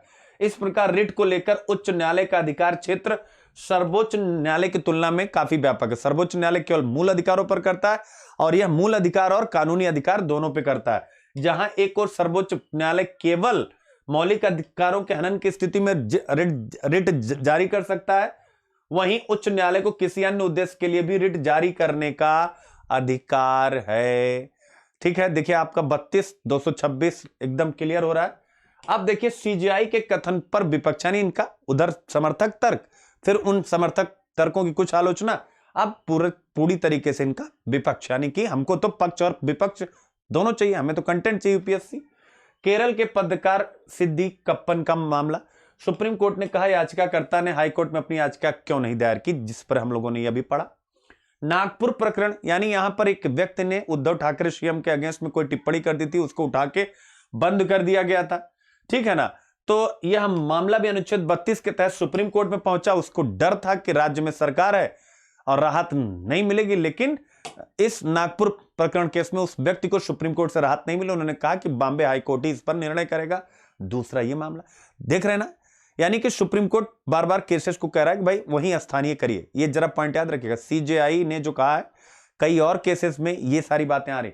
भीमा कोरेगांव का मामला, इसमें तेलुगु कवि बरवर राव जो है गिरफ्तार है, तो उनकी पत्नी ने एक याचिका दायर करी सुप्रीम कोर्ट में, ठीक है ना। तो फिर यहां भी कहा गया कि वह पहले बॉम्बे हाई कोर्ट जाएं, यानी कि बार बार कहा जा रहा है कि हतोत्साहित कर रहे हैं, तो हतोत्साहित को प्रूफ किया जा रहा है। यानी अगर आपसे कोई ऐसा प्रश्न पूछे कि वर्तमान में उच्चतम न्यायालय की संवैधानिक उपचारों के अधिकार के संबंध में यह अप्रोच रही है, के संबंध में प्रायः याचिकाओं को हतोत्साहित करने की धारणा रही है, सो उदाहरण स्पष्ट कीजिए। तो ये सारे उदाहरण और जो उधर दिया गया जो हमने, तो ये आप बता सकते हैं, ये हतोत्साहन वाले सारे उदाहरण है। विपक्ष में क्यों लाया हूं कि ये सारी बातें अभी बता के फिर आगे लगा दिया जाएगा कि भाई आपने एक केस में क्यों दिया। अब अर्णव गोस्वामी का मामला, अर्णव गोस्वामी का केस बॉम्बे हाई कोर्ट से मंगा करके सुप्रीम कोर्ट में हल किया गया। तो यहीं पर क्या वो चूजी हो गए, कुछ खास मामलों को मंगाएंगे, कुछ खास को नहीं मंगाएंगे, या हो सकता है ये मीडिया का मामला, लेकिन वहां भी पत्रकार का मामला था, जो भी था। आई होप आप मुद्दे को समझ गए। अब देखिए क्या कह रहा है, यहां पर कह रहा है 2 चीफ जस्टिस ऑफ इंडिया के वक्तव्यों की कंपेयर करके, और फिर आपको मैं छोड़ रहा हूं। जस्टिस चंद्रचूड़ ने अभी क्या कहा था अर्णव गोस्वामी केस में, अगर राज्य सरकारें व्यक्तियों को टारगेट करती हैं, अगर राज्य सरकारें, अब आप ध्यान से देखिएगा इन लोगों को किसने टारगेट किया है, ये जो भीमा कोरेगांव मामला हुआ, नागपुर प्रकरण हुआ, ये सारी चीजें क्या है, अगर राज्य सरकारें व्यक्तियों को टारगेट करती हैं तो उन्हें पता होना चाहिए कि नागरिकों की स्वतंत्रता की रक्षा के लिए शीर्ष अदालत है। क्या है, नागरिकों की रक्षा के लिए शीर्ष अदालत है। हमारा लोकतंत्र असाधारण रूप से लचीला है। महाराष्ट्र सरकार को इस सब को नजरअंदाज करना चाहिए। अगला, यदि हम एक संवैधानिक न्यायालय के रूप में व्यक्तिगत स्वतंत्रता की रक्षा नहीं करेंगे तो कौन करेगा। अगर कोई राज्य किसी व्यक्ति को जानबूझकर टारगेट करता है तो एक मजबूत संदेश देने की आवश्यकता है। एक मजबूत, अगर किसी को जानबूझकर टारगेट करता है, इसका मतलब इस स्टेटमेंट में है एक भाव छिपा है कि यानी कोई भी व्यक्ति राज्य से अगर पीड़ित है, उसको उसके मौलिक अधिकारों का हनन होता दिखाई दे रहा है, तो वो सुप्रीम कोर्ट में हस्तक्षेप कर सकता है। यानी ये अप्रत्यक्ष रूप से यहां से ये बात निकल के आ रही कि नहीं आ रही। लेकिन ऐसे बोबडे साहब ने कहा कि अनुच्छेद 32 के तहत कोई भी याचिका आती है, यानी मूल अधिकारों के संबंध में, तो हम उसे अब क्या करेंगे, उसे हतोत्साहित करेंगे, क्योंकि उच्च न्यायालय में पहले हो जाए फिर उसके बाद हमारे यहां आए। तो ये आप देख सकते हैं, इस प्रकार की कंपैरेटिव आपका कंटेंट था। अब आइए देखते हैं संवैधानिक उपचारों का अधिकार फॉर प्रीलिम्स। आप इसको बढ़िया से कर लीजिएगा, कौन कौन से होते हैं। बंदी प्रत्यक्षीकरण, हैबियस कार्पस, तो सारा मामला जो आपने पढ़ा वो हैबियस कार्पस का है। इसके अंतर्गत अदालत गिरफ्तारी का आदेश जारी करने वाले अधिकारी को, यानी जिसने भी गिरफ्तारी का आदेश दिया उस अधिकारी को आदेश करती है। कौन करती है, अदालत। क्या करती है कि वह बंदी को न्यायाधीश के सामने बंदी प्रत्यक्षीकरण, यानी बंदी को प्रत्यक्ष रूप से लाया जाए और उसके बंदी बनाए रखने के कारण बताए। आप बताइए आपने इसको क्यों गिरफ्तार किया। अदालत अगर उन कारणों से असंतुष्ट होता है तो बंदी को छोड़ने का आदेश भी दे सकता है। ये हो गया। दूसरा, परमादेश मैंडेमस रिट, इसके द्वारा न्यायालय अधिकारी को आदेश देती, आदेश परमादेश क्या देती है कि वह उस कार्य को करें जो उसके क्षेत्र के अधिकार के अंतर्गत, यानी आप अपने अधिकार क्षेत्र के बाहर ना जाएं। तीसरा है प्रतिषेध या प्रोहिबिशन रिट, या किसी भी न्यायिक, याद रखिएगा तीसरा किस पर है, न्यायिक या अर्ध न्यायिक संस्था के विरुद्ध जारी हो सकता है। न्यायिक यानी सुप्रीम कोर्ट, हाई कोर्ट, ठीक है ना, या किसी भी न्यायिक या अर्ध न्यायिक संस्था के विरुद्ध जारी हो सकता है सुप्रीम कोर्ट, हाई कोर्ट के द्वारा। इसके माध्यम से न्यायालय के न्यायिक अर्ध न्यायिक संस्था को अपने अधिकार क्षेत्र से बाहर निकलकर कार्य करने से रोकती। भैया तुम बाहर मत जाओ, इसके तुम्हारा अधिकार क्षेत्र नहीं है। प्रतिषेध रिट का मुख्य उद्देश्य क्या होता है, अधीनस्थ जो न्यायालय होते हैं, सत्र न्यायाधीश और ये सारी चीजें को अपनी अधिकारिता का अतिक्रमण, जितना आपका अधिकार उतने में रहिए, उससे बाहर मत जाइए। किसको, जो सबऑर्डिनेट कोर्ट्स होती हैं, जिला कोर्ट और ये सारी चीजें, तथा विधायिका, कार्यपालिका या किसी निजी व्यक्ति या निजी संस्था के खिलाफ इसका प्रयोग नहीं होता। ये पॉइंट याद रखिएगा। ये सीधा सीधा किसके है, न्यायिक है। ये कभी भी विकल्प में इसको मत मारिएगा। उत्प्रेषण रिट, उत्प्रेषण यह रिट किसी वरिष्ठ न्यायालय द्वारा, यानी कि किसी वरिष्ठ न्यायालय द्वारा किसी अधीनस्थ न्यायालय या न्यायिक निकाय जो अपनी अधिकारिता का उल्लंघन कर रहा है को रोकने के उद्देश्य से जारी की जाती है, यानी ऊपर से नीचे की तरफ आता है। यह पॉइंट याद रखिएगा। प्रतिषेध और उत्प्रेषण में एक अंतर है, और वो क्या है, प्रतिषेध रिट उस समय जारी की जाती है जब कोई कार्रवाई चल रही हो। प्रतिषेध यानी कि लाइव, आप मान लीजिए लाइव चलती है, तो ऐसे आपको याद हो जाएगा प्रतिषेध लाइव।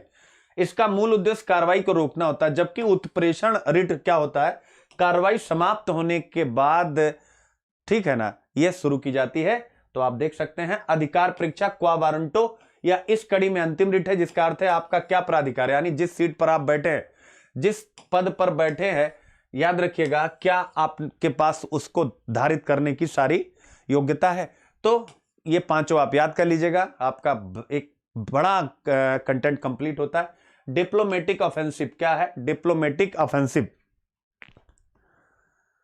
ठीक है, क्या है बच्चों, डिप्लोमेटिक ऑफेंसिव। तो ये यही बताया गया कि भारत ने जो कल हम लोगों ने न्यूज में भी पढ़ा था, जो जम्मू कश्मीर में जो घटना हुई थी, ठीक है ना, जो प्लान्ड टेरर था, यानी ये बताया गया कि जैसे मोहम्मद के द्वारा जो प्लान्ड टेरर था जिसके कारण से जम्मू कश्मीर में दिक्कत आई, तो भारत ने डिप्लोमेटिक स्तर पर इसको कहा, ये नहीं कहा कि मीडिया के मंचों पे, तो कहा गया ये अच्छा कदम है, भारत को इस प्रकार से उसको आतंकी घटनाओं के लिए पाकिस्तान को घेरना चाहिए। तो हम लोग पढ़ ही चुके थे बहुत ज्यादा।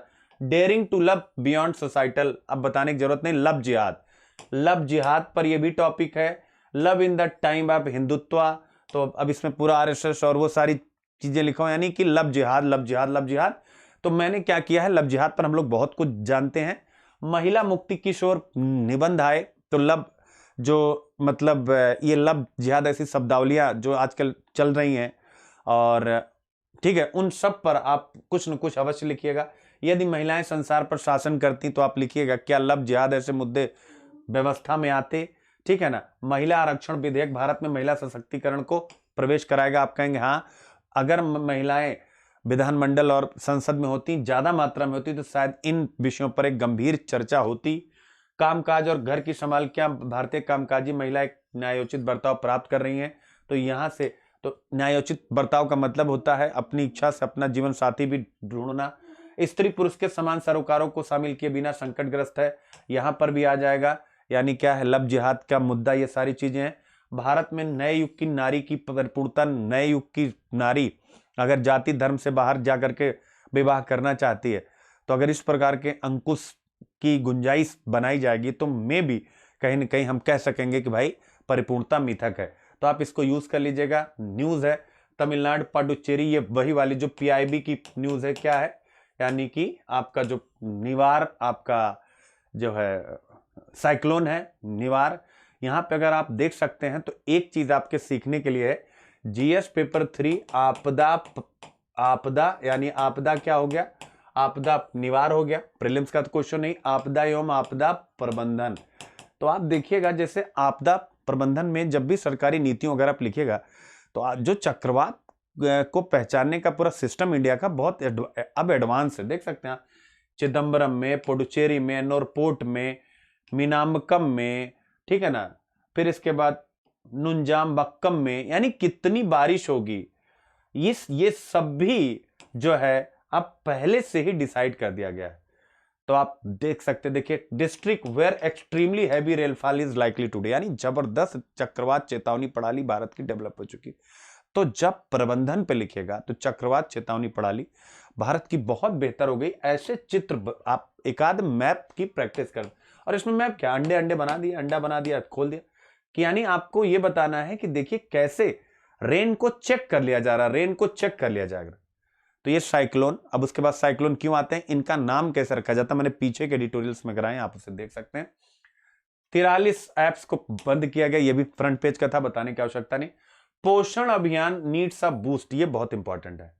यानी नीति आयोग ने एक रिपोर्ट है जो सजेस्ट करती है, क्या करती है कि अब आपको जो भी आपने राष्ट्रीय पोषण अभियान के टारगेट्स रखे थे, जो राष्ट्रीय पोषण अभियान के जो 2018 में आपने शुरू किया था, 22 तक आपको टारगेट जो प्राप्त करने थे, तो इन उद्देश्यों की प्राप्ति अगर आप करना चाहते हैं, इन उद्देश्यों की अगर आप प्राप्ति करना चाहते हैं, तो आपको मल्टीपल फ्रंट को खोलना पड़ेगा। यानी कहीं ना कहीं भारत बड़ी मुसीबत में है पोषण के स्तर पर, इसलिए आपको कई फ्रंट और यानी नई स्ट्रेटजी आपको अपनानी पड़ेगी। तो राष्ट्रीय पोषण मिशन 18 में क्या क्या टारगेट थे, 0 से 6 वर्ष के बच्चों में ठिगनेपन से बचाव एवं इसमें कुल 6% की कमी, प्रतिवर्ष 2% की दर से कमी लाना, 0 से 6 वर्ष के बच्चों का अल्प पोषण से बचाव एवं इसमें कुल 6% की प्रतिवर्ष 2% की दर से कमी लाना, 6 से 59 माह के बच्चों में एनीमिया के प्रसार में कुल 9%, प्रतिवर्ष 3% की दर से कमी लाना, 15 से 49 वर्ष की किशोरियों, गर्भवती एवं धात्री माताओं में एनीमिया के प्रसार में कुल 9%, प्रतिवर्ष 3% की दर से कमी लाना, और कम वजन के साथ जन्म लेने वाले बच्चों की संख्या में कुल 6%, प्रतिवर्ष 2% की दर से कमी लाना। ये इसका टारगेट था। अब वो क्या कह रहे हैं, उन्होंने अपना दिया lack of nutrition national family health survey चौथा राउंड 2015-16 और नेशनल फैमिली हेल्थ सर्वे तीसरा राउंड 2005, इनकी कंपेयर की गई। तो आप देख सकते हैं एक भयावह स्थिति है, कोविड के कारण और भी समस्या आई है। चिल्ड्रन जो 5 वर्ष की उम्र से कम है, जो स्टंटेड है, क्या है, स्टंटेड, स्टंटेड मतलब उनकी एज के हिसाब से उनकी जो हाइट है नहीं बढ़ रही, हाइट फॉर एज, ठीक है, वो 38.4 थे और 2005-6 में 48 थे। यानी कि हमने एक डिकेड में 10% की कमी की, 10% की कमी की। चिल्ड्रन अंडर 5 ईयर यानी 5 वर्ष से जो कम बच्चे हैं जो वेस्टेड है, पता है ना, स्टंटिंग एंड वेस्टिंग, तो ये स्टंटिंग हो गया, ये वेस्टिंग, वेस्टिंग का मतलब होता है आपका आपकी हाइट के हिसाब से आपका वेट, ठीक है ना, तो वो क्या हो गया, यानी यहां पर देख सकते हैं, यानी वेस्टिंग का स्तर है नेशनल फैमिली हेल्थ सर्वे चौथे में 21 और यहां था 19.8। कितना धीमा रिफॉर्म हम करें, जरा कंपेयर करिए। फिर चिल्ड्रन जो 5 वर्ष से कम उम्र के हैं, जो बहुत गंभीर रूप से वेस्टेड हैं, वेस्टिंग में है, वो है 7.5%। और ये देख सकते हैं आपको हमारे रिफॉर्म, चिल्ड्रन अंडर जो 5 ईयर हैं वो आर अंडरवेट है, इतने हैं, यानी ये सब कुपोषित बच्चे हैं, ये सब कुपोषित बच्चे हैं। इनको देख करके राष्ट्रीय पोषण मिशन में जो टारगेट लगाए गए, नीति आयोग ने कहा कि सजेस्टेड कि आपको अलग प्रकार के कदम उठाने पड़ेंगे, और क्या कदम उठाना पड़ेगा उसका नाम है बी नीड टू नाउ, यानी क्या कहता है, accelerate actions on multiple fronts. उन्होंने कहा क्या करना, सबसे पहले पोषण प्लस स्ट्रेटजी हमें अपनानी है, पोषण प्लस जो चल रहा है उसके साथ हमें पोषण प्लस रणनीति यानी अपनानी है, जिससे कि हम पोषण अभियान के जो ये पिलर्स हैं उनको हम मजबूत कर सकें, ये चीज कहा गया। और इसके लिए क्या करना है, नेशनल हेल्थ मिशन और जो राष्ट्रीय आपका इंटीग्रेटेड चाइल्ड डेवलपमेंट जो पूरा सिस्टम है, इसको बेहतर किया जाए, ये आप देख सकते हैं, तब जा करके हम न्यूट्रिशन मिशन के लक्ष्य को प्राप्त कर पाएंगे। इसके अलावा कि हमें जो दूध पिलाने वाली माताएं हैं उनको स्ट्रांग करना है, उसके साथ साथ संपूरक भोजन उपलब्ध कराना है, तब जाकर के चीजों को बदल पाएंगे, ये चीज यहां पर उठाया गया है। और उन्होंने कहा गरीबी का रिस्क बढ़ता चला जा रहा है, ये भी एक पॉइंट उठाया गया है। तो अब आप कहेंगे आप क्यों पढ़ा रहे हैं, तो भैया ये जो भी आपने पढ़ा जीएस पेपर 1 समाज खंड में आप पढ़ेंगे, यूनिट का नाम है सामाजिक सशक्तिकरण। तो सामाजिक सशक्तिकरण में आप इसको डालेंगे, क्योंकि पॉलिसी एनालिसिस पूछता है। आप एक भी प्रश्न मुझे दिखाइए निर्धनता गरीबी पर, वो पॉलिसी की गरीबों को गरीबी से निकालना है तो उसके साइकिल से तोड़ना होगा। साइकिल से कैसे तोड़ेंगे? राष्ट्रीय पोषण अभियान, जिसके बारे में नीति आयोग कह रहा है कि इसके सारे टारगेट विफल हो जाएंगे अगर हम कुछ और फ्रंट नहीं खोलते हैं। तो आप वहां पर, मैं बार बार कह रहा हूं, पॉलिसी एनालिसिस करने वाला बनिए। और फिर इसी में एक यूनिट है गरीबी एवं विकासात्मक विषय। क्या करिए? गरीबी एवं विकासात्मक विषय। क्या करिए? गरीबी और विकासात्मक विषय। तो आप यहां से कर सकते हैं, ठीक है। तो इसको प्लीज आप करिएगा, गरीबी साइकिल ये वो, और कंप्लीट होता है। फिर एक बार आप सबको रिमाइंड करूं, एक हफ्ते तक हमारा दोनों channel, let's crack UPSC CSC Hindi, let's crack UPSC CSC जो मेन चैनल है, दोनों चैनल पर हम लोग कोई भी टीचर लाइव नहीं आ पाएंगे, कुछ टेक्निकल इश्यूज हैं, और एक हफ्ते के लिए हम सब उसके लिए क्षमा प्रार्थी हैं। बट हम जो है मिलेंगे आप लोगों से डेली इसी टाइम पर अपने रिकॉर्डेड लेक्चर के साथ। बट मजा आपको उतना ही आएगा। आई होप जो बच्चे 1 दिसंबर से आप आ जाओ मेरे साथ, बिल्कुल अनअकैडमी पे धमाका करते हैं, हाँ, प्लस एडमिशन के साथ। अगर आप अपनी तैयारी, तो 1 दिसंबर से कनेक्ट हो जाइए मेरे साथ। जबरदस्त तैयारी, प्री मेंस एवरीथिंग। मिलते हैं छोटे से ब्रेक के बाद। जय हिंद, लेट्स क्रैक इट।